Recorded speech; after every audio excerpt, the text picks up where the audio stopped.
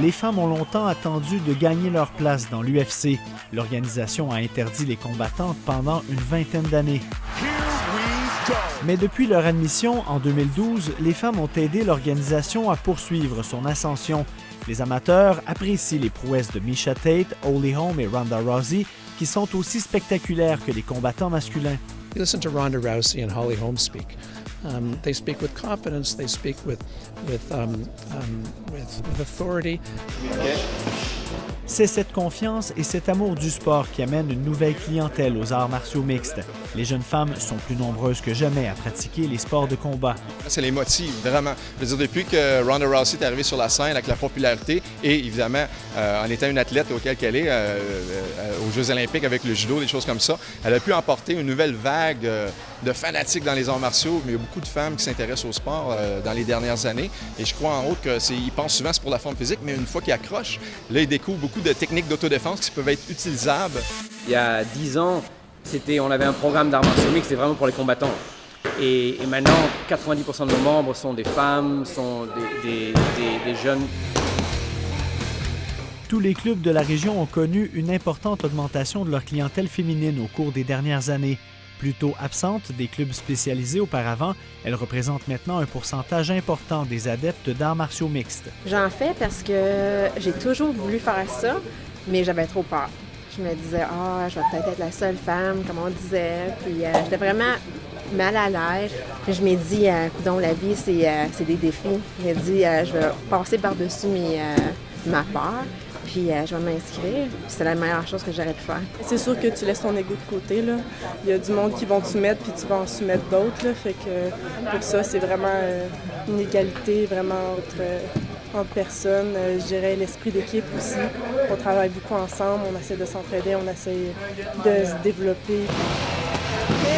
C'est certain que je viens chercher la mise en forme. Je viens chercher l'autodéfense aussi. Puis je pourrais dire que ça m'a donné une très grande confiance en moi. Depuis l'année passée, c'est fou. Et les parents transmettent maintenant leur passion aux enfants. Les cours traditionnels comme le karaté et le taekwondo avaient la cote auprès de cette clientèle dans le passé. Les jeunes font maintenant de plus en plus leur apparition dans les classes d'arts martiaux mixtes. Quand ils veulent que leurs enfants apprennent un sport de combat, en plus, s'en aller en fonction d'un art martial traditionnel, ils vont évoluer un petit peu plus à chercher des écoles comme nous, parce que c'est un petit peu plus moderne. On fait des camps de jour d'une semaine à la fois, alors on va en avoir encore cet été. Et puis, les camps sont remplis de jeunes à partir de 5 ans jusqu'à 13 ans. Et durant ces camps-là, on a des journées complètes où on leur offre une occasion d'apprendre. Tout le monde comprend? Des parents, ils savent qu'on est connus pour être vigilants, puis qu'on est là vraiment pour protéger leurs enfants, puis leur montrer comme du monde. Puis on travaille plus sur la défense au début, pour faire certain qu'ils peuvent se protéger avant de commencer vraiment sur les attaques. Au-delà de la forme physique et de l'autodéfense, les parents apprécient les valeurs qui sont transmises à leurs enfants. Le respect, l'entraide et le dépassement de soi sont mis de l'avant.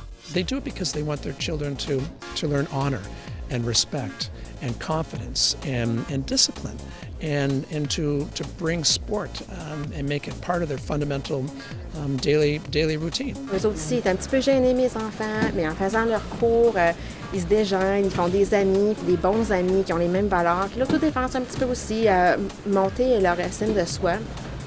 Puis la discipline, la concentration, mais c'est aussi le respect, je trouve. C'est tellement une bonne école ici. Mes enfants, ils ont fait une compétition en fin de semaine, puis c'était pas vraiment de qui a gagné, pas gagné. Tout le monde se donnait la main. C'était vraiment une belle attitude, une belle atmosphère. Venir faire le sport, ça l'aide à se déjeuner. On est tellement sociable ici, là, vraiment.